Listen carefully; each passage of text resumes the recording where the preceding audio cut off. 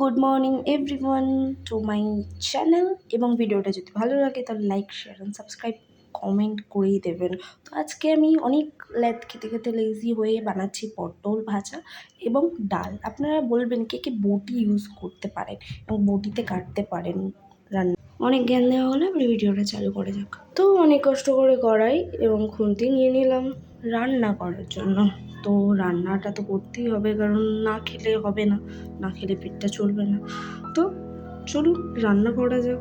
তো আমার কাছে তো এক্সপেন্সিভ কোনো মাইক নেই, তো খুন্তিটাকেই মাইক বানিয়ে নেওয়া যায়। তো চলুন আমার প্রথম যে টাস্কটা সেটা কমপ্লিট করি।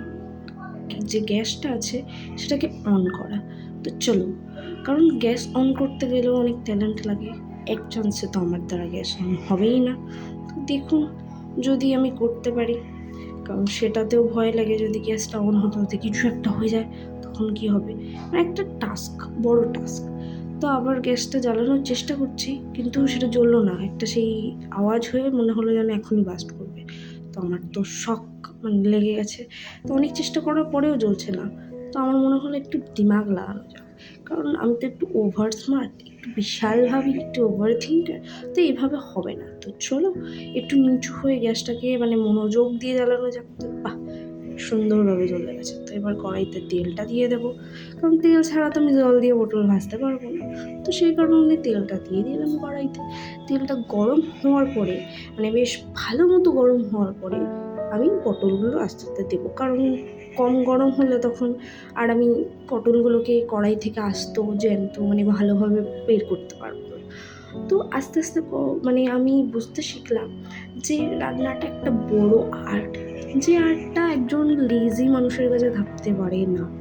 তো চলো পটলটা আস্তে আস্তে কড়াইতে দেওয়া যাক, কারণ ওটা না দিলে বেকার তেলটা নষ্ট হয়ে যাবে।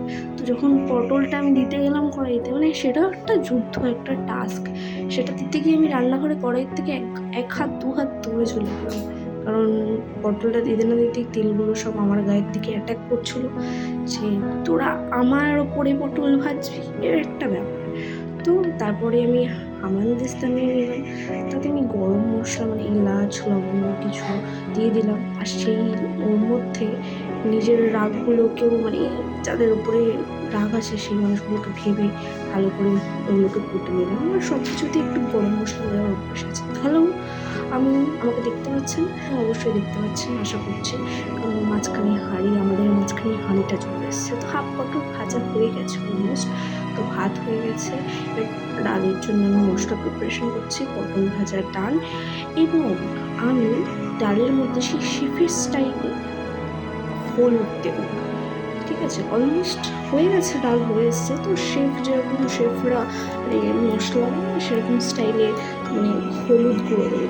দেখুন কি ট্যালেন্ট আমার, কত সুন্দরভাবে দিচ্ছে।